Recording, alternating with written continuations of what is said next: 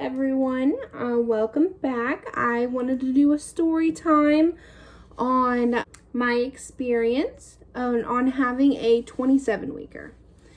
So I started out, got pregnant. It was a surprise with my fiance Braden. We'd been together for almost 4 years at the time, and I had a completely normal pregnancy. Nothing was wrong. It started out whenever I was 27 weeks and I believe 4 days. I started getting some cramping, some really intense back pain, and I didn't really know, what it was. And so we went to a hospital, the one that I wasn't giving birth at. It was just the closest. And so I went to that hospital, and they couldn't pick up any contractions. They thought, oh, maybe it was just round ligament pain. They told me to just, take it easy, relax, take lots of warm baths, Tylenol. I could just, get rid of the pain. Well, it just kept getting stronger and stronger. And at 27 weeks and 5 days, I had stayed up all night because of the pain. It hurt so bad. I actually had to tell my fiance that I needed to go to the hospital. He was just going with the motions. I told him I didn't want to go. It wasn't that bad, even though it was intense and terrible. And so I was like, hey, we need to go to the hospital. He said, really? I just made me a sandwich, which we joke about that all the time. They tested my urine and they said I had a UTI. And so they thought, oh, well, maybe it was just pains from that. But I was having really intense contractions.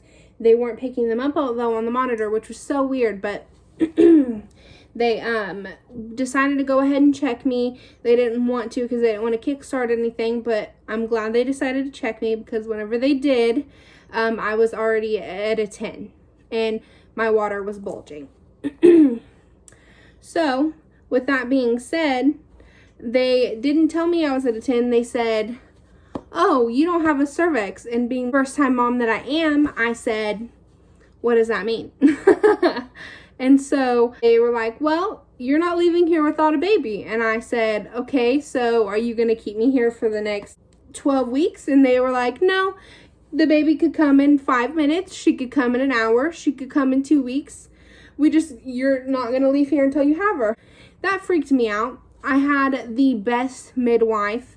She was obviously a midwife and couldn't deliver the baby since she was so early. I was just there with Braden. Braden didn't know what to do. I called my mom and told her what was going on. The midwife held my hand the whole time. She's just a really sweet woman, and I'm really sad that I didn't get to experience labor with her. Another doctor decided to go ahead and come in since she was more experienced. Well, I was in labor for almost 24 hours before Everly came. I had 1 round of steroid shots. They gave me magnesium. My water broke at about 22 hours in. I had 2 layers of my water. So the first layer of my water broke, and the doctor came and checked and told me, well, 1 layer of your water broke, which is rare, is what she said. You have another layer, so we have a little bit more time. So that lasted probably about an hour and a half. She then came in and said, okay, it's time for you to have your baby. Your water is leaking, that second layer of your water. And so we are going to go ahead and deliver the baby, which I was scared. At that time, my mom had came. She was there. Braden's family was there. And it was go time. I was nervous. I had the epidural. I got that. Right after I got there, I didn't know how long I was going to be in labor for. So I decided to go ahead and get that. It was not working until probably about 30 minutes before gave birth, and they had to keep giving me flush after flush, and then they gave me a different medicine. I forget what it's called, but they gave me that medicine. It numbed me completely. I couldn't move my legs. I couldn't move my back. I couldn't move anything except, my arms and stuff like that, because it's only numb from your waist down. And so whenever they told me that it was time to push, and I had to lift up my legs, I couldn't do it. So the nurses had to help me. Braden was a trooper. He watched the whole thing. I wasn't able to hold her after she came out. She came out after, I think, like 3 pushes, or 3 rounds of pushing, sorry. So probably about, I want to say 5 to 10 minutes. I don't really remember. It was a blur. Well, whenever I had her, she came out. She was like really red, but kind of, she was red and purple, and she was kind of like see-through a little bit. She cried, which they were surprised that she did, being so early, and she took a couple breaths on her own. Braden, my fiance, got to cut her umbilical cord, and then they took her and put her right in the warmer, which, if you don't know, a warmer is where they put babies that can't regulate their own body temperature. Well, they put her in there, and they had to get her on oxygen support right away. They had to put in umbilical line to get antibiotics, give her blood and stuff. They had to just check everything, make sure she was okay. Well, he said that they had her all fixed up, and he came back, took pictures and everything. After I got out of recovery, I got to go visit her. I wasn't able to hold her. I wasn't able to touch her.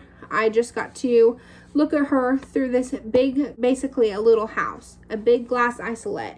And it was really upsetting for me. I don't know. I had a hard time connecting with her in the beginning just because I wasn't able to hold her. My expectations were that I was going to be able to hold her, breastfeed right away, love her, and, you know, basically everything you would hope it to carry to term. But with me, that just wasn't the case. So I really didn't know what to do. So we went and visited her, and they gave us a rundown that her white blood cells were high. That means she had an infection. And so they had to give her antibiotics. She was on the ventilator for, I want to say, not even 24 hours before they put her on a machine called a CPAP. And that's basically, adults have it. It's basically pushes air in, so it forces her to take a breath. She was on the CPAP until, she's on the CPAP for about a month. And then she moved to the high flow nose cannula, and then she moved to a low flow. Now, not a lot of babies move to low flow nose cannula, but she was having trouble keeping her oxygen up since she was born so early. So at this time, she was about 34 weeks whenever we moved her to a low flow.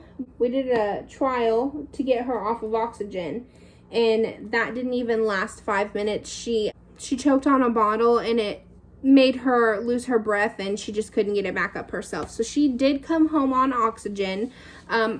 Now, with the feeding, she did have to learn to eat. She wasn't able to eat from a bottle until after she could regulate her body temperature, and she was at least 34 weeks. With her being born at 27 weeks and 6 days, she had a while to go. So in the beginning, they didn't want her to get any milk just yet until they got the infection down, so they would feed her through an IV. Well, after they got that down, they put a feeding tube in. At first it was in her mouth, and then they moved it to her nose because she kept pulling it out. I was pumping my milk, so that's what she would get. And I never had any issues with supplies or anything until after I came home. So she always drank my breast milk. They mixed it with human fortifier to give her extra calories and the calcium and stuff that she needs. That's what she would eat. She had, I think, first time she ever had a feeding, it was like 2 milliliters. And if you know that, that's like barely a drop of milk. We would do that, and it was really hard. I only stayed in the hospital for 2 days, and I cannot tell you the feeling of leaving your baby in the hospital while you have to go home. And at that time, we lived about 45 minutes away from the hospital, so it was not ideal. Luckily, there's a Ronald McDonald house that let us stay there for the 60 days that she was in the NICU. So we got to stay there right down the road from the hospital. It was still so hard. Like, I wouldn't recommend having a baby early to anyone. it was one of the most traumatic experiences I've ever gone through, honestly. Having to watch her sit there, have all those cords hooked up to her, watch her, you know, not be able to breathe on her own. It was awful. And you make relationships there in the NICU. You have to be friends with the nurses and the doctors. You learn a lot while you're in there too. Whenever she was, I believe, about 36 weeks, she came home on low flow oxygen. It was 1/8 of a liter she came home on. She came home on December 12th of 2019 and was on it until January 9th of 2020. So she was only on it for almost a month. We had her on it for 2 weeks, and then after the 2 weeks, with the home health advice and our pediatrician, they started slowly weaning her off, and she weaned off super quick, which that isn't very common with preemies, is what they had said, but she was doing so good. Now I have a healthy and happy almost 8-month-old. Almost 8 months old. She was born October 13th. So I don't know. It doesn't feel like it's been that long. But yeah, she's almost 8 months old. She is 16 pounds, 11 ounces. She isn't sitting up completely on her own, but she does sit assisted. She says mama and baba and bye-bye.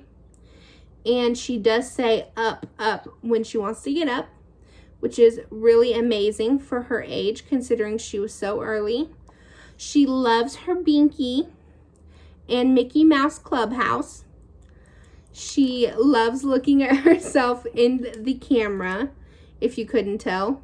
So yeah, that was my experience. We didn't really have any issues. It was pretty straightforward. She didn't have any major issues in the NICU. For the longest time, she was a feeder grower. And so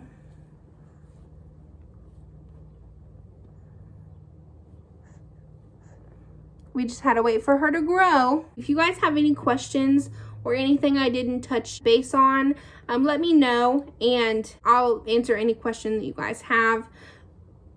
So yeah, this is little Miss Everly Jane. She is almost 8 months old. She is sleeping almost through the night. She stays up really late, like I want to say 12:30, and then she'll get up at about 9 a.m. She does eat baby food. Her favorite food is pears. She gets about 5 ounces of milk every 3 hours. And she gets about 2 meals a day. This is it for this video. Thanks so much for watching.